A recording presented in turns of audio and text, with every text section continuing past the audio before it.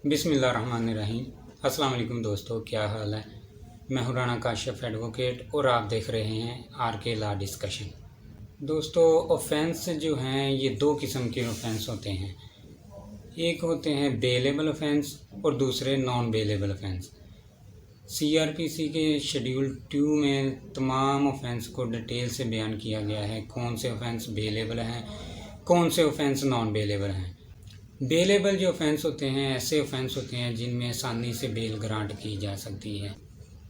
Bailable offence में bell कैसे grant की जाती है, इसका क्या प्रोसीजर होता है, इसमें कोर्ट के पास कौन कौन सी पावर होती हैं बेलेबल ऑफेंस में बेल ग्रांट करने के लिए, ये सब कुछ सीखा हमने पिछली हमारी वीडियो में। आज हमने जिस टॉपिक पर बात करनी है, नॉन बेलेबल जो ऑफेंस होते हैं उनका क्या प्रोसीजर होता है, ऐसी कौन सी ग्राउंड्स होती हैं जिनमें नॉन बेलेबल ऑफेंस में भी बेल ग्रांट की जा सकती है। तो दोस्तों, अगर आप मेरे चैनल पर नए हैं तो मेरे चैनल को सब्सक्राइब करें, बेल के आइकन को प्रेस करें ताकि मेरी अगली आने वाली तमाम वीडियोस आपको मिलती रहें। सबसे पहले हम लॉ की बात करें तो जो लॉ इसको सेक्शन जो इसको डील करता है वो है section 497 CrPC code of criminal procedure जिसे कहते हैं, उसका सेक्शन 497 डील करता है नॉन बेलेबल ऑफेंस में वो कौन सी ग्राउंड्स हैं जिसमें नॉन बेलेबल ऑफेंस में भी बेल ग्रांट की जा सकती है। सेक्शन 497 कहता है कि किसी भी नॉन बेलेबल ऑफेंस में बेल ग्रांट नहीं की जा सकती, लेकिन इसमें कुछ एक्सेप्शंस हैं। वो एक्सेप्शन कौन सी हैं, वो ग्राउंड्स हैं जिनमें नॉन बेलेबल ऑफेंस में भी बेल ग्रांट की जा सकती है।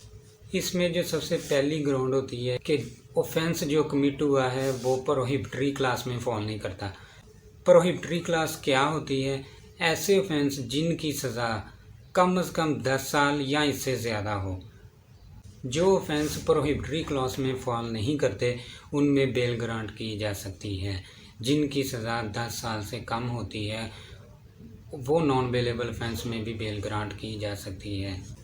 अगर ऑफेंस जो है प्रोहिबिटरी क्लॉज में फॉल करता है, ऑफेंस में जो सज़ा दी गई है वो 10 साल से ज़्यादा है, प्रोहिबिटरी क्लॉज में फॉल करता है, तो इसमें भी 3 शराइत हैं जिनके तहत नॉन बेलेबल ऑफेंस में भी बेल ग्रांट की जा सकती है। वो 3 शराइत कौन सी हैं। नंबर 1 पर आता है वो फ़ीमेल है, कोई मुलज़म जो है वो फ़ीमेल है, कोई फ़ीमेल किसी एज की भी फ़ीमेल हो सकती है।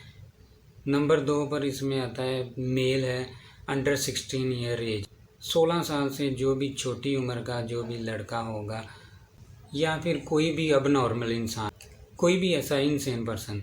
ये 3 शर्तें अगर पूरी हो जाती हैं तो नॉन बेलेबल ऑफेंस जो प्रोहिबिटरी क्लॉज में भी फॉल करते होंगे तो इनमें भी बेल ग्रांट की जा सकती है इन कंडीशन के तहत।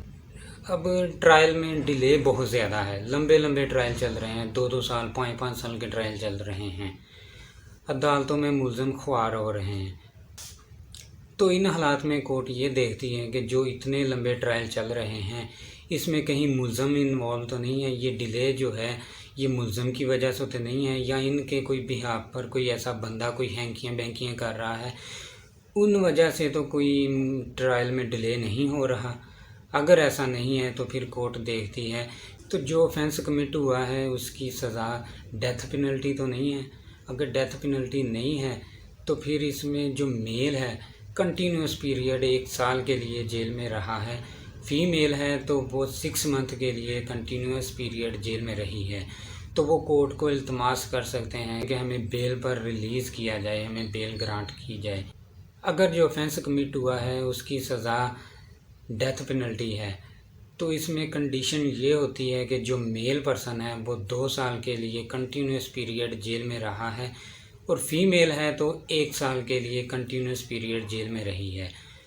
तो इसमें कोर्ट को ये दरख्वास्त की जाती है कि ट्रायल चाहे 10 साल तक चले, लेकिन हमारी अगर हम बरी हो जाते हैं तो जो इतनी 5 साल 2 साल जो भी जेल में रहा है वो उसका नुकसान कहाँ से भरपाई होगी। कोर्ट इस बात को कंसीडर करती है कि जो मुलज़म इतनी देर तक जेल में रहा है उसकी भरपाई कैसे होगी। इर्रिपेयरेबल लॉस है, जो मुलज़म को लॉस हुआ है वो इर्रिपेयरेबल है। 5 साल के लिए जेल में सड़ गया और बाद में उसको बरी हो गया तो जो 5 साल उसके वेस्ट हुए हैं, लॉस हुआ है उसको, उसकी रिकवरी कैसे होगी। तो फिर कोर्ट इन ग्राउंड्स की बिना पर नॉन बेलेबल ऑफेंस में भी बेल ग्रांट कर सकती है। तो इसमें भी 3 किस्म की शराइत होती हैं जो कि अगर मुलज़म में पाई जाएँ तो कोर्ट कभी भी उसको बेल ग्रांट नहीं करती नॉन बेलेबल ऑफेंस में, चाहे वो 2 साल या 5 साल के लिए भी जेल में रहा हो। कोर्ट का डिसीजन नहीं होता तब तक उसको बेल ग्रांट नहीं की जा सकती। तो वो कंडीशन कौन सी है? इनमें सबसे पहले कोर्ट ये देखती है कि क्या आया कि इस मुलज़म को पहले कभी किसी मुकदमे में सज़ा तो नहीं हुई, ऐसा मुकदमा जिसकी सज़ा उम्र कैद या डेथ पेनल्टी हो।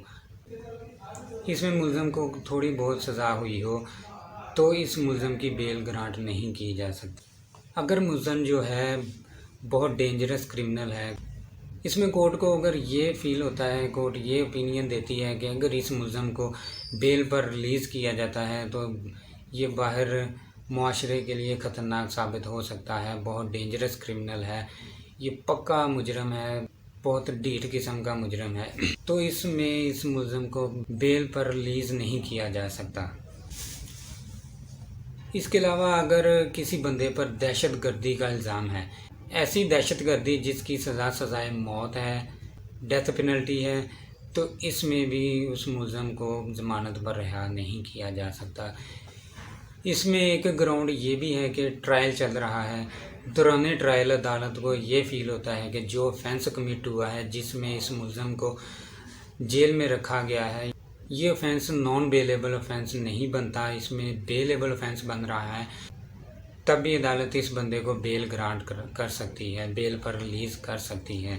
इसके अलावा अगर बंदे को बेल ग्रांट नहीं की जाती लेकिन फ़ैसले से पहले अदालत को ये ओपिनियन आ जाती है, अदालत को ये फ़ील होता है कि जो ऑफेंस इस बंदे पर लगाया गया है ये इस बंदे पर ऑफेंस नहीं बनता, तो अदालत को अगर लगे तो इस बंदे को, इस मुलज़म को डिस्चार्ज कर सकती है किसी स्टेज पर भी, डिसीजन से, फाइनल जजमेंट से पहले। दोस्तों, उम्मीद करता हूँ आपको मेरी तमाम आज की वीडियो जो नॉन बेलेबल ऑफेंस में बेल कैसे ग्रांट की जाती है, इसकी कौन सी ग्राउंड्स होती हैं, आपको तमाम डिटेल से समझ आ गई होगी। अगर आपको मेरी वीडियो प्यारी लगी है तो कमेंट में ज़रूर बताइएगा। चलता हूँ, फिर मिलेंगे मेरी अगली आने वाली वीडियो में। तब तक के लिए दुआ में याद रखना। अल्लाह हाफिज़। अस्सलाम वालेकुम।